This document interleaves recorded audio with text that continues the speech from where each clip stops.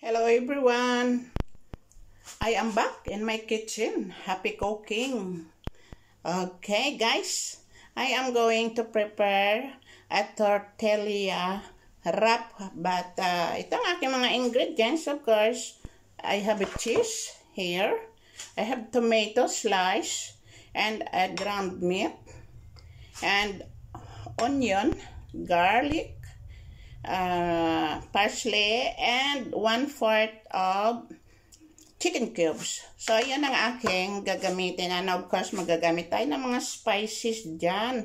Yung mga spices na gagamitin natin ay yung, of course, olive oil, salt, garlic powder, white pepper, provincial herb, at saka paprika.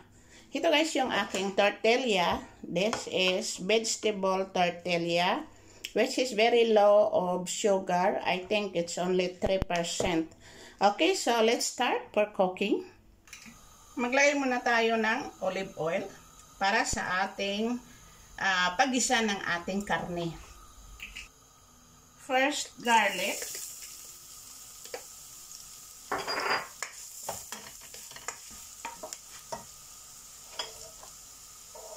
Next is onion.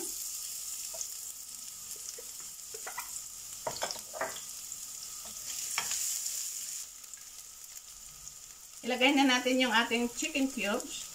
Dodorogin ko na para madaling maluto.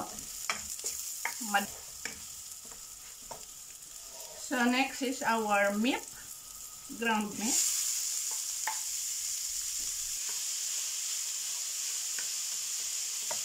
Lagyan na natin ng salt. Around 1 teaspoon. Black pepper.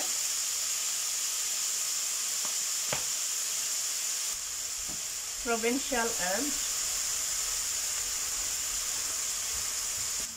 paprika,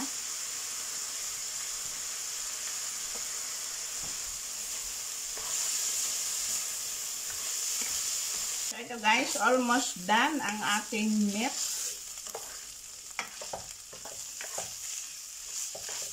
So ihalo na natin yung ating parsley. Tingnan nyo, maganda ng kulay niya. May green. Always with green.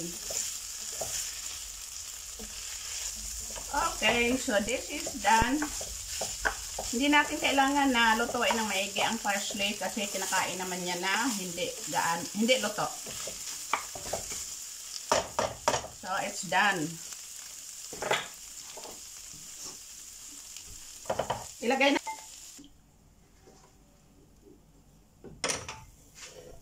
Okay, so mag-start na tayo ng ating tortilla.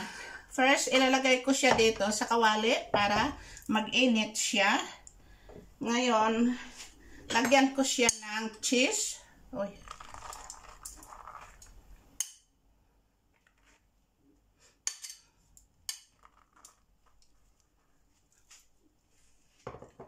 Sa paggawa nito guys, ay kung halimbawa gusto ninyo ng iba't ibang vegetables, pwede ninyo lagyan. Nasa sa inyo kung ano ang gusto ninyo. Halimbawa, gusto ninyo ng chopped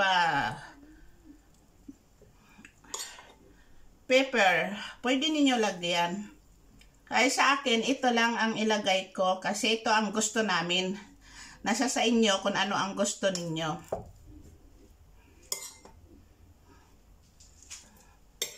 Pero ngayon, may additional ako nga sweet corn. Kasi paborito ko to yung sweet corn. Ayan guys. Ngayon, lagyan natin ng cheese muna. And then, lagyan natin ng tomatoes.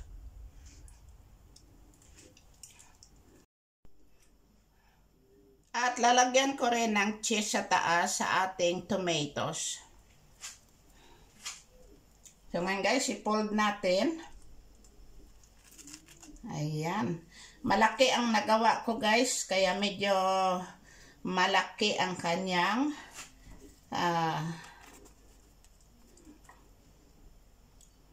Lagyan ko ng cheese dito para magsarado siya pag nag-melt. Ayan. So, para madaling mag-init at mag-melt, nag-melt na siya, baliktarin natin. Of course, magkalat ito, but that's okay. Okay. Now, I'll put the cover again. And we can wait until it's done.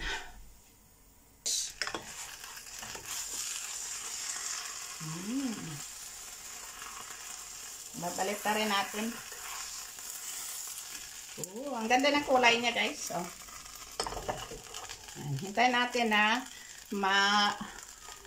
mag-crispy din on the other side. So, maraming paraan ito, guys, sa paggawa mo kung ano ang easy sa iyo. Kagaya sa akin ginawa ngayon, medyo a little bit difficult kasi mainit na yung kawali ko. Pero, mayroon akong ginawa na ito, Ngayon, ginawa ko dito at saka ilagay ko na lang mamaya sa kawali para easy siya na lutuin. So, nasa inyo naman yun kung ano ang inyong system, kung ano ang easy. So, look at, it's more nicer because natupi ko dito sa, ayan, natupi ko siya. So, pwede mong hawakan ng ganon pag kumakain ka. Na guys, look at that. Easy. Yeah. So, pwede nang kainin ng ganito.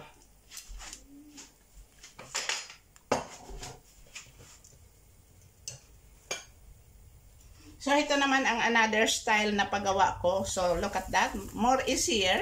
Kasi nga, ginawa ko siya na malamig.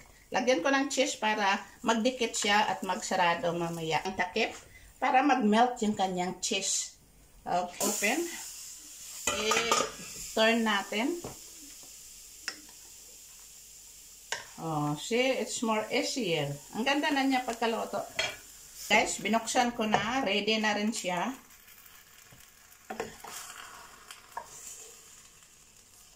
It is ready now. So, here is my tortilla. Yan. Diba guys, na? It's yummy.